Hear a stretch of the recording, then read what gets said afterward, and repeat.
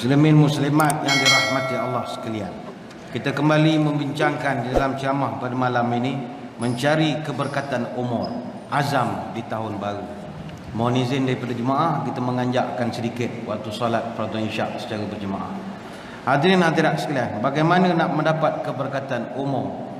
Tadi sebelum azan kita bercerita tentang bagaimana Uthman bin Affan radhiyallahu anhu, antara manusia yang contoh terbaik. Berkatnya kehidupan dia, walau dah meninggal sekalipun, masih lagi kebaikannya itu berjalan. Ini berkat betul umur dia.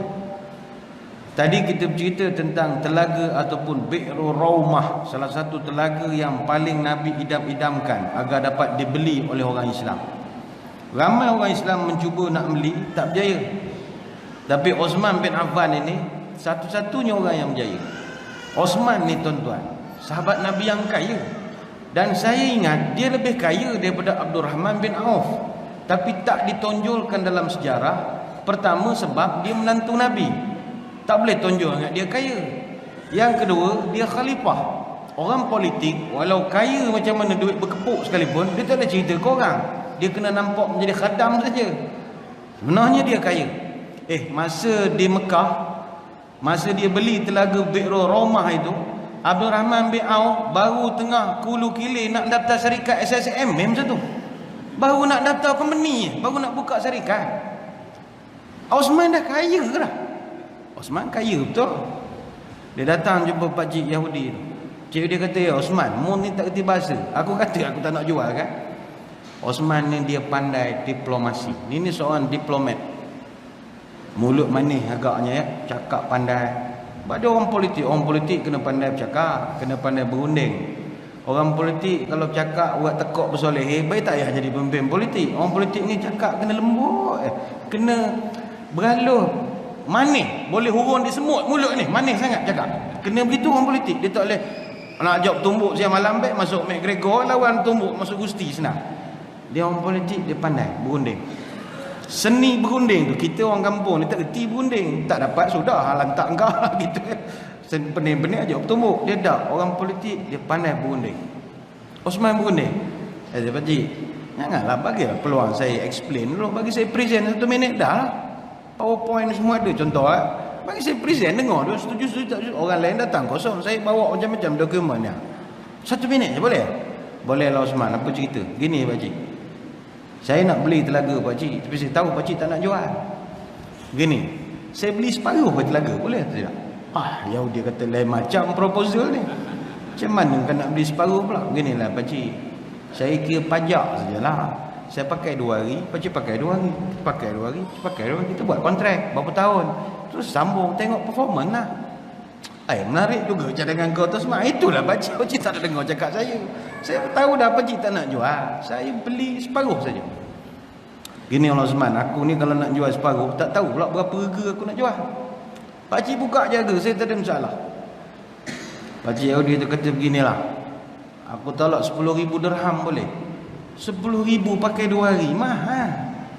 Tapi Uthman ni nak menunjukkan dia ni good paymaster. Duit ada. Berapa pakcik? 10,000 dirham lah, pakai separuh. 10,000 pakcik punya pasal, saya bayar 12,000. Lagi pakcik tu speechlessnya. Wah, orang biasa buka 10 minta kurang 8. Ini buka 10 up lagi 12. Mana dia dah tackle hati orang tu. Orang pandai. Dia beli 12,000 bagi 2. Panggil lawyer, buat surat agreement, hitam putih ada, mati stamp bayar hasil. Kira tak ada isu lah dari segi perundangan. Setuju. Bila dia dapat beli telaga tu, Uthman pun buat announcement. Orang Islam, engkau orang tak payah beli air dengan pakcik Yahudi tu lagi. Aku pajak dengan dia 2 hari, 2 hari, 2 hari. Jadi hari ni dengan esok kau ambil air tu, kau pulun sampai ke dalam, tak apa, ambil siang malam, simpan stok untuk 2 hari. Hari lusa kau jangan pergi dah beli dengan orang tu. Faham semua? Faham Uthman. Orang pulun ambil air 2 hari siang malam. Bum 2 hari. Mari ketiga pakcik Yahudi buka kedai, tak ada orang beli. Mana bagi orang Islam tak mandi kau ayah. Tak ada dah ngambil air. Bila lama kelamaan dia pun tahu ni Uthman dah kenakan aku ni. Tapi dia tak boleh nak marah, ada perjanjian. Tidak dinyatakan boleh beri orang, tak ada. Jadi ikut Uthman lah nak buat apa. Dia tak tahu Uthman buat wakaf. Jadi akhirnya dia dah kalah begitu saja. Lepas beberapa minggu Osman pun datang, nengok pakcik Yahudi ni pun lain macam. Pakcik nampak serabut nampak. Dengan jamban tak cukur. Biasa masalah ni kalau jamban tak cukur ni orang masalah. Inilah pakcik. Saya cadang pakcik. Patutnya pakcik umur sekarang ni tak payah kerja lah. Nak jual air buat apa? Anak dah tak sekolah, dah besar-besar. Nak kerja buat apa? Baik duduk rumah je. Kalau saya jadi pakcik, saya dapat 12,000 hari tu, saya dah pergi berjalan nak melancong. Naik cruise, pergi Krabi, Phuket, ke mana. Benda yang patut zaman itu lah. Pergi Jerusalem, kantuk kepala dinding tu semayang hari-hari. Yang sibuk lagi cari duit buat apa? Dah tua dah. Pergi berjalan, pusing dunia, merantau. Pergi mengembara. Jadi pakcik duduk berniaga buat apa? Saya cadang begini. Ini separuh telaga, saya beli je lah. Pakcik jual ke saya. Pakcik ambil duit pergi berjalan. Anak-anak main lantak dia cari sendirilah. Duit dah tua-tua semua. Kan takkan kita mikir dia hadiah. Betul juga Osman. Aku tak terfikirlah nasihat begini. Itulah pakcik beginilah. Pakcik tolak je ke saya. 8,000 saya sanggup beli. Take it or leave it. Kalau tak ada lah. 8,000 duit ni. Mana komen-komen 20 lah saya kira. Campur yang duit hari tu.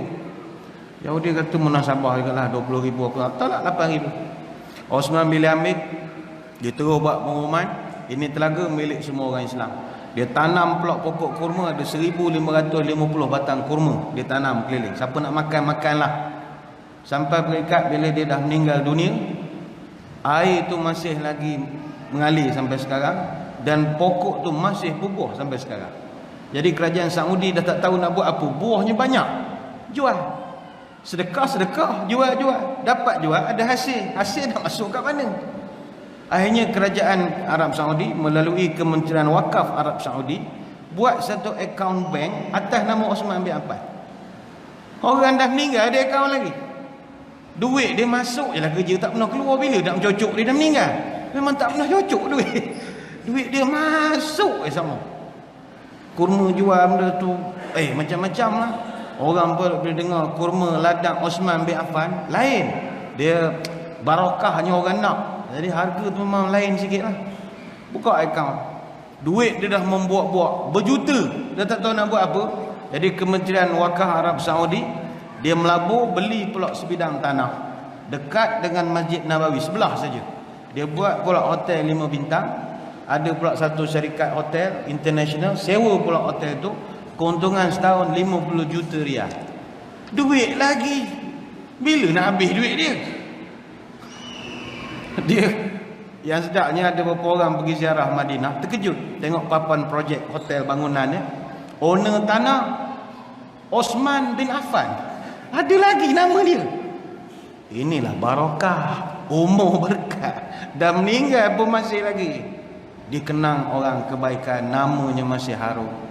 Adik tuan-tuan yang nak berangkat pergi umrah ziarah Madinah, jangan lupa pergi Bi'run Osman. Salah satu destinasi yang jarang orang pergi. Dia tak jauh, lebih kurang dalam 6 km daripada Masjid Nabawi. Kalau package tak buat, boleh naik taksi je. Tahan taksi putih hujrah tu. Rahvin, dia tanya, pergi mana? Bi'run Osman. Dia faham. Telaga Osman. Bi'run Osman. Jangan cakap Kelantan, dia tak faham. Rahvin, Bi'run Semen. Semen nak ada. Apa dia Semen?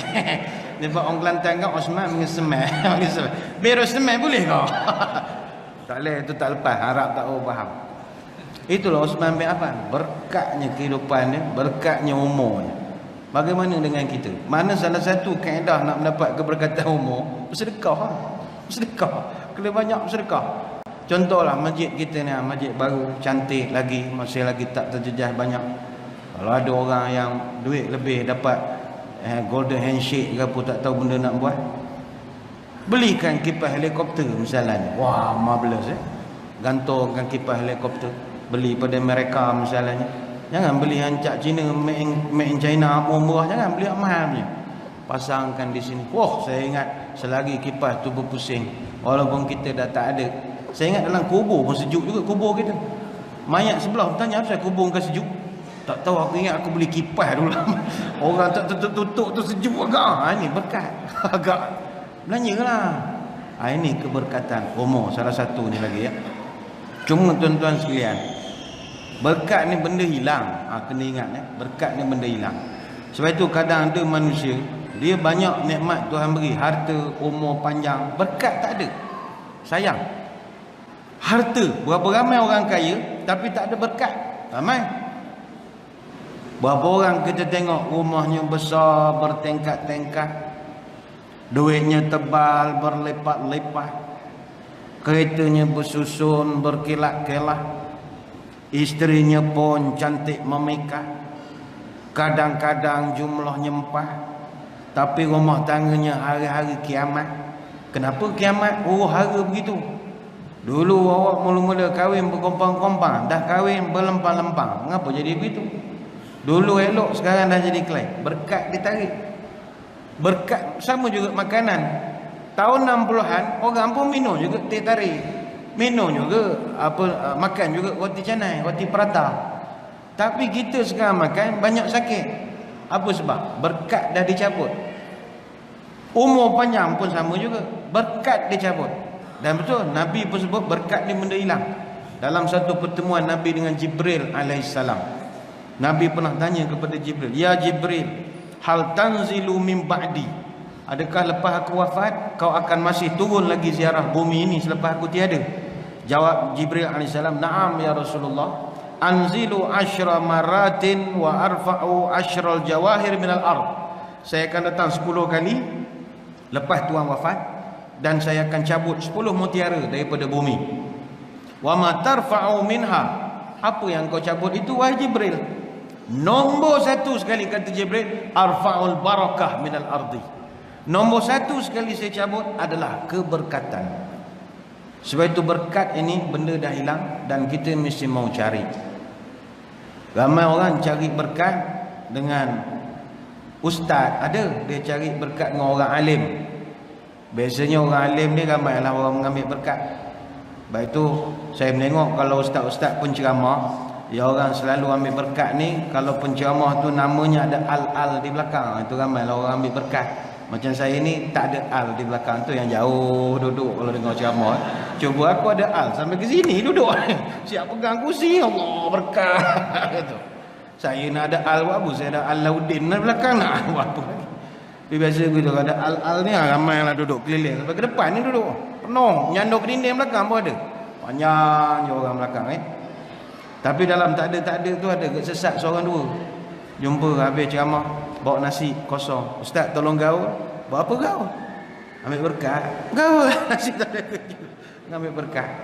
Dia mencari berkat. Carilah, tak ada masalah. Jangan cari benda-benda yang tidak syar'i, sudahlah. Cari keberkatan. Untuk umur kita ini nak cari berkat, macam-macam cara boleh. Nanti kita akan bincangkan. Yang mustahab, keberkatan umur ini adalah keberkatan yang digunakan untuk melakukan amal saleh. Mestilah digunakan dengan mestilah umur yang panjang itu disertai dengan ketaatan.